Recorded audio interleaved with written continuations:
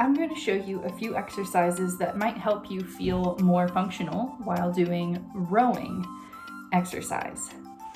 This could be on any type of rower. I normally do water rowers, but it's more just the position of rowing that these exercises will apply to. The first one that we're going to do is just a sitting floor twist, hoping to get some of the rotation out of your body if your body is holding any at all.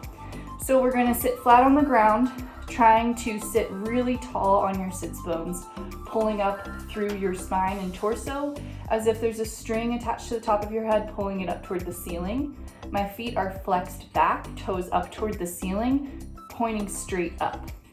I'm going to take one leg and I'm going to cross it over the opposite, and we're just going to take a nice twist in the direction of that leg that is crossed over. So you can hug your knee, which is kind of what I like to do. You can take an elbow to the opposite side of the knee, and you're just going to twist your spine and look over the back shoulder. Try to remember to sit up on your sits bones this whole time and not allow your back to round. So try to keep a tall sitting posture while we're rotating over. You're gonna hold this anywhere between 30 seconds to a minute. Maintain your breathing. Bring it down and crisscross the other side, up and over. Try to keep that down leg, quad engaged, foot flexed back, and we're gonna rotate the other direction. Sitting tall through your sits bones, hugging the knee or placing your elbow open like this. My neck and shoulders are trying to stay down and relaxed while I'm holding this big rotation and twist, and it feels very nice. Big stretch through the side of your hip here. Big twist through your spine. Once we're done with that, you're going to come down and we're just going to do a couple movements with your spine, like cats and dogs or cat-cow. And just to get it moving, I'm rolling back toward my tailbone and forward toward my pubic bone, kind of over my sits bones. I'm letting my legs shift with that to allow more range of motion. Once I'm done with that, I'm actually going to practice an exercise called sitting floor. And it's going to be very similar to the position we were just in, but let's use a wall or a door back behind your back. So trying to push yourself all the way back to that surface so that you can feel your sits bones and you're sitting up tall using the wall or the door as support for your spine to be as upright as possible. Shoulders are down and relaxed, and you're gonna flex your feet up, trying to keep the pinky toes pulling back flat, not allowing the big toes to come in like that, and making sure we're not turning your feet out. Let's keep their feet nice and straight, pulling the toes back. Some of us that may not be as flexible in the backs of our legs, you might get a nice stretch in this position too.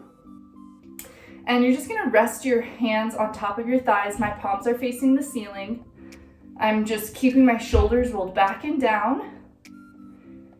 Again, thinking of the string attached to the top of my head, pulling up tall. And one big thing, quads.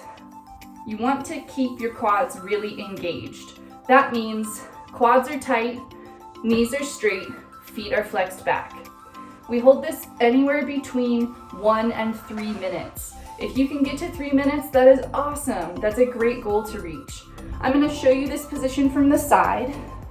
So as if a wall is behind me, I'm trying to pull upright through my spine, not allowing my back to round as much as you can help it. Keep that pulling up. You're going to feel more work in your hip flexors and your quads doing that, and keep the feet flexed back. My heels naturally pop off the floor because of the Achilles length that I have. That may not happen for you, and that's totally okay. But this is the position that you hold between 1 and 3 minutes. And then we shake it out. Perfect. So, what was that doing for the rowing position? I'm basically in part of the position of being on a rower.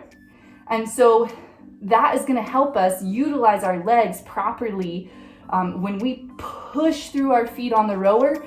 you're going to be able to use your hips in a proper pelvic tilt rather than being really rounded.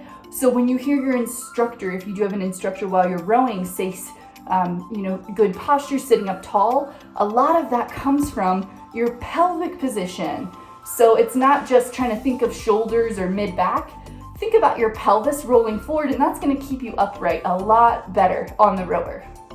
So I hope that these few exercises help with your rowing, and enjoy, and send us any questions if you have them.